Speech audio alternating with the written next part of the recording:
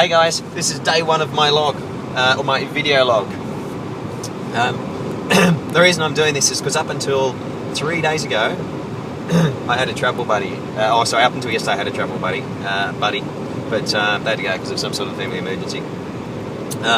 Which meant that basically, and I'm driving by myself now, and this is a good way to occupy my time.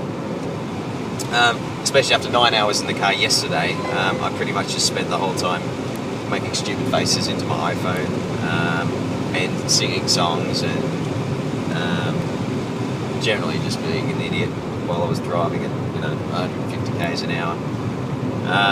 Probably a bit dangerous, but that's why I've actually I've gone a bit Bear Grylls with the iPad and ripped the elastic off my backpack and wrapped it around the sun visor and slid the iPad into it, so I can hands-free film myself, which is which may be good or bad for you, but who knows anyway. So, alright, let's wrap it up. Let's do a quick one first. This will be a bit long because it's going to be the first one and then the rest will be shorter, but I flew into London, from London, flew to Prague, picked up my hire car and headed out to the first destination on my trip. It's a little place called Kutna, and that was where my first night's accommodation was. We were staying in an attic that belonged to this lovely lady called Camilla, and it was basically, you had 2 bedrooms, your bathroom, a little kitchen. You're pretty much set. Like, it was a pretty self-contained little thing, so it was pretty awesome. And the reason that we went to Kutna was I'd seen that there was a bone church, which sounded pretty cool. And my travel buddy wanted to check it out. So that was the reason we booked that in the first place. The church itself is about 10-15 minutes out of the centre of town, which is where we stayed. Centre of town, absolutely amazing. Beautiful old architecture. Just got one simple town square, so it's not very big. You'd be lucky if the town centre's like 1 kilometre square, if that. Probably, yeah, about 1 kilometre square. Yeah, untouched, beautiful old buildings, and the people were quite nice. Couldn't understand a word you were saying, but they were lovely. It was I managed to find all the bits and pieces to make breakfast the day without too many dramas and making clucking sounds to get eggs and stuff like that. So it was great. So went to the little Bone church in Kutna after hanging out in the town, and pretty unimpressed, really. I mean, like, it's only like one room, which is probably, I don't know, let's say, probably only about 60 or 70 square metres, and then the 2 little side bits of it, quite small. And it definitely looks like it's bigger on when you look at it on the internet and you see pictures of it, you think this thing's huge. But it's not very big at all. I guess the impressive thing about it is that there are about 40,000 bones have gone into building all the things that are in there, like the shields and the chandeliers and so on. All the bones came from, there was like a majority of the bones would have come from all the plague victims in the, in the big one, the big plague. So, did the Bone Church. Fantastic. Done it. Got in the car, drove off to the next destination, which was Slovakia. And the next place I was going to was Zimna Speskanova. Now, I think that's a street name and the town, but I don't know. It's sort of, I couldn't tell when I was reading it whether, how to separate things, so you just have to bear with me. I wouldn't use any of this information you hear in any of these video logs to plan your own trip.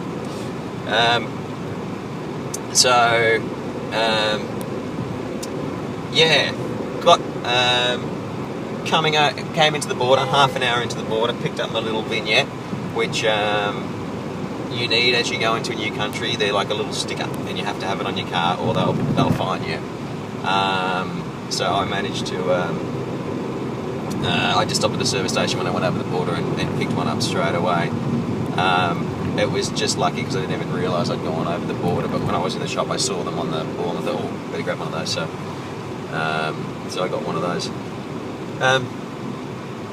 Half an hour to the countryside. Oh my god, it's amazing. It's the most beautiful place I've ever seen in my life.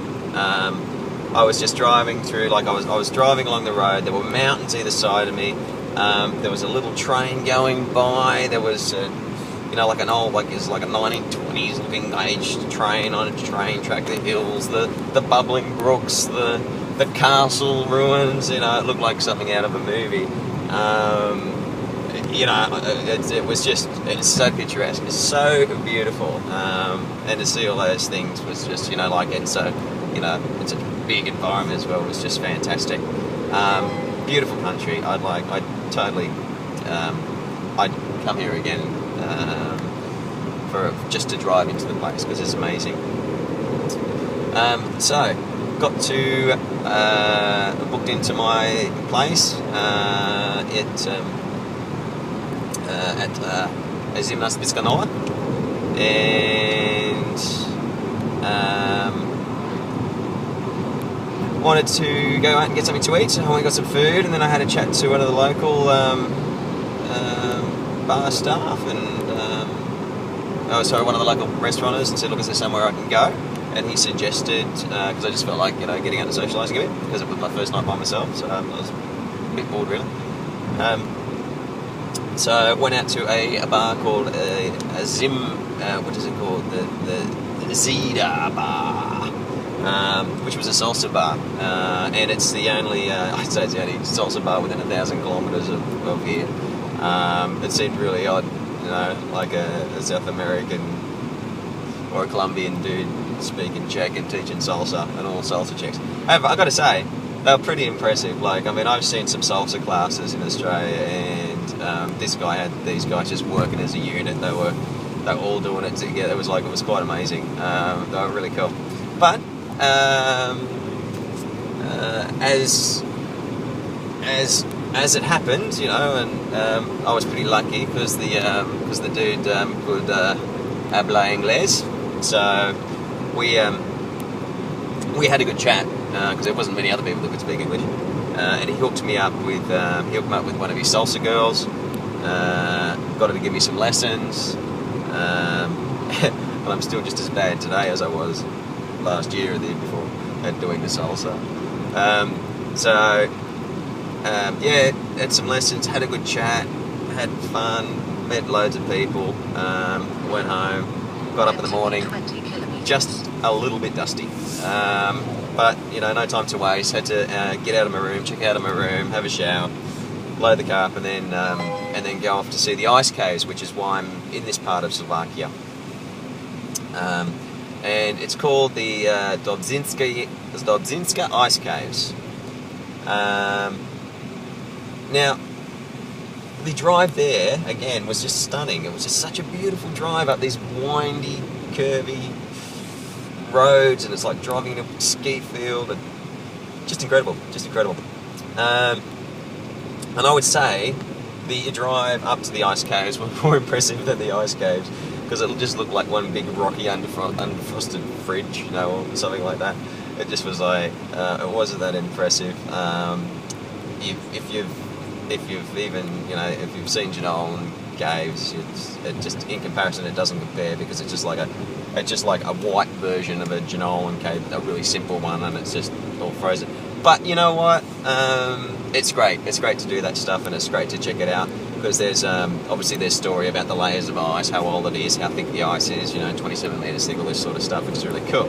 I wouldn't have known that stuff except because the tour is done in 2 languages. Neither of them were in English,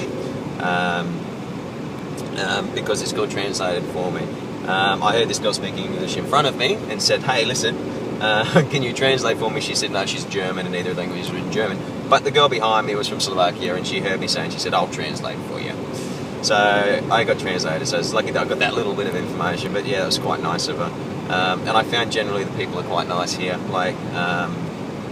they're pretty cool. They try and help. I mean, there's not a lot of English here, but there's a lot of helpful people. You know, like they're lovely people.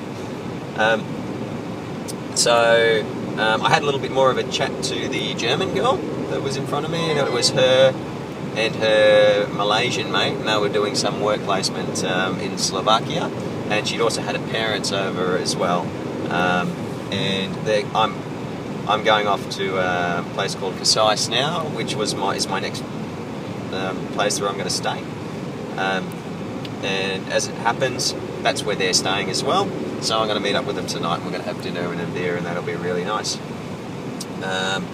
What sites I'm going to see tomorrow, I'm not really sure. Generally, what I'll do is I'll go back to. Well, first I've got to book a room. Got to go find a room, and then I'll book some tour or something local that I can go and have a look at, or just drive out somewhere. It's the landscape is such that you can just go for a drive and you feel fulfilled as far as having a new experience. So that's where I'm at so far. Now, because I've tried to compress sort of 4 or 5 days or whatever into one little session, it's probably not very detailed. But tomorrow there will definitely be. Obviously, there's going to be more of an account of what happened in the day, and it probably won't be as long. So, I guess that's it, really. I guess it's well, hang on, where am I going after that? So I got tomorrow night and another night in Slovakia, and then I'm heading into Egg in Hungary. So I'm going to keep you guys, whoever's watching this, I'm going to keep updated. You know, it's probably just my kids, but anyway, I think the best way to end this session is with a bit of a boogie.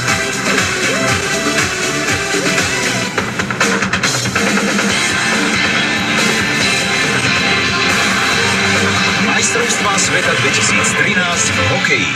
Ciao.